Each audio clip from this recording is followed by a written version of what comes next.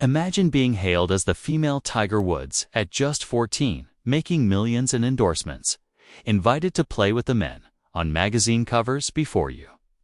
Even graduate high school, Michelle V wasn't just a prodigy, she was a global phenomenon.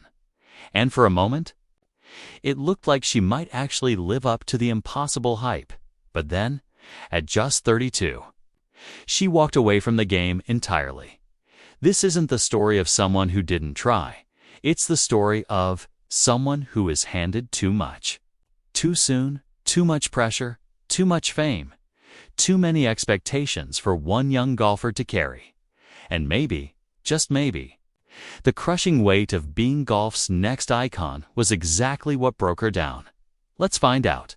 Michelle Sung V was born in Honolulu, Hawaii in 1989. Her parents were both educators, grounded, disciplined, ambitious, but no one could have predicted what their daughter was about to become. Her father was a professor of transportation management, her mother a former South Korean golf champion. So yes, golf was in her blood, but no one could have predicted what came next at 10 years old. Michelle V shot a 64 in a tournament, the lowest round ever recorded by a girl her age.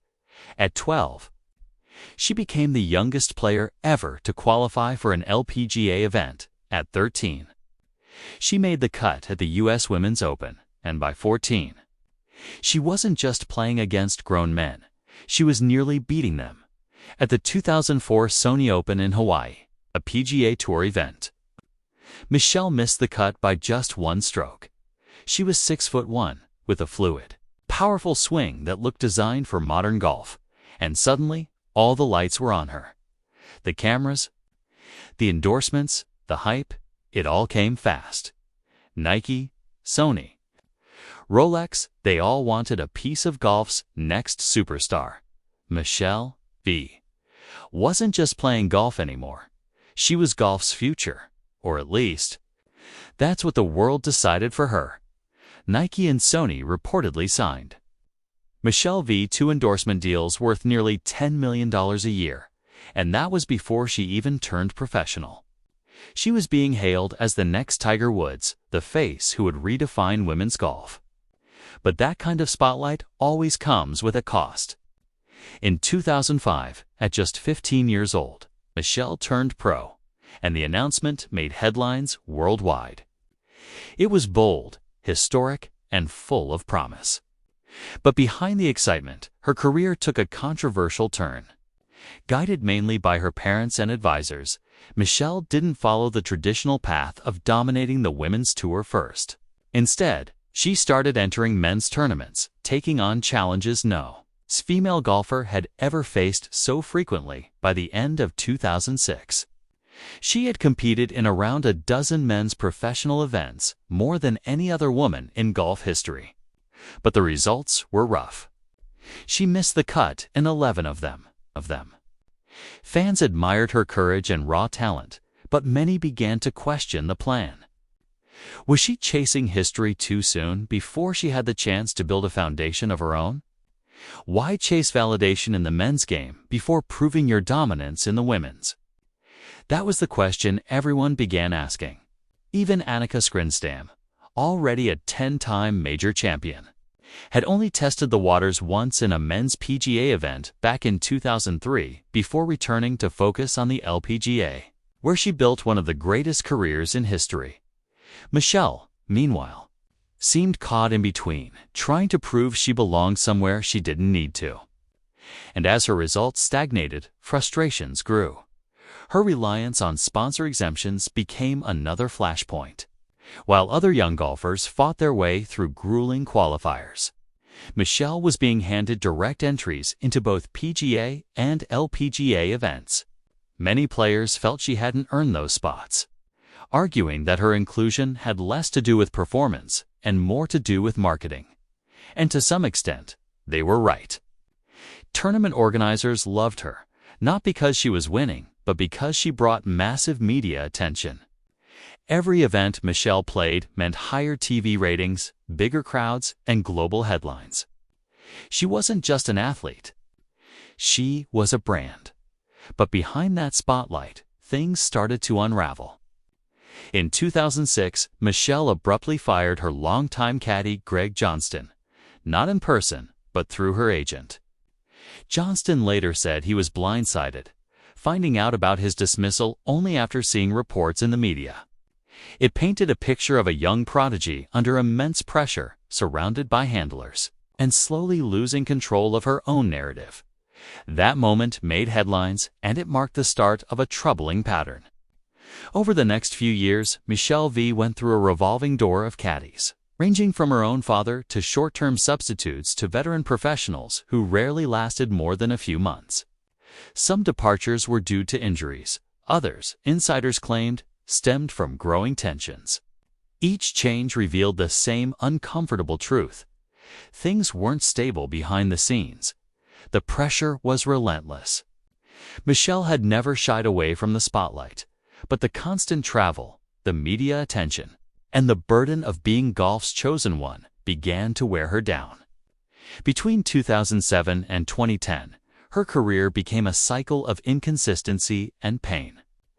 Injuries to her wrist, back, and ankle turned golf from a passion into survival. She later admitted that at one point she was playing in pain every single day, relying heavily on painkillers. Just to make it through tournaments, her once effortless swing grew stiff and mechanical as she adjusted to each new injury. Some weeks she'd withdraw mid-round.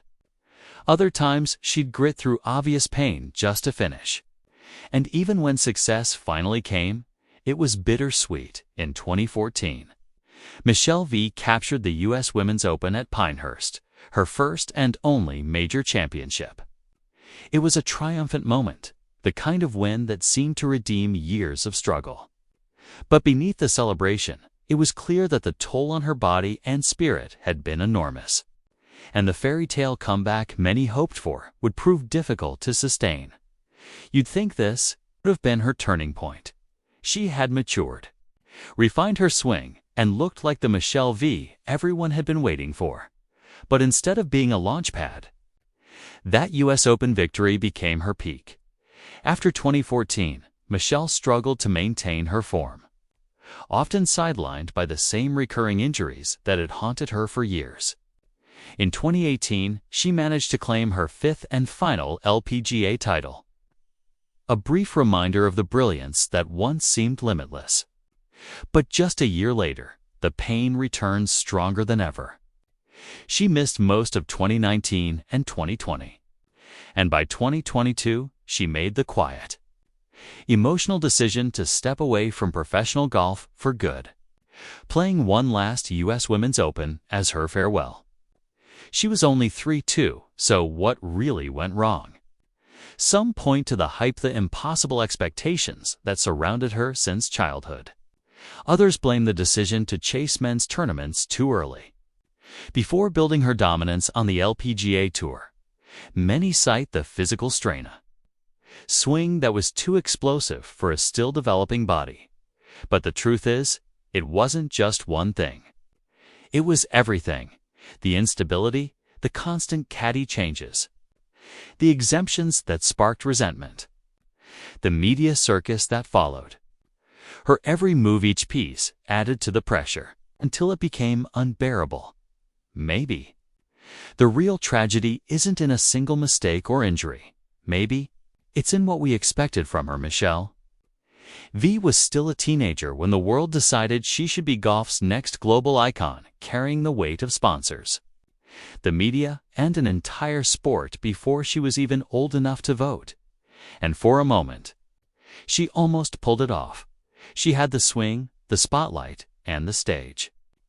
But when things stopped going perfectly, when the injuries piled up, when the wins didn't come, she wasn't seen as a young woman still learning. She was seen as a disappointment, a prodigy who didn't deliver on the promise the world forced on her far too soon. Since stepping away from professional golf, Michelle V has rewritten her own story.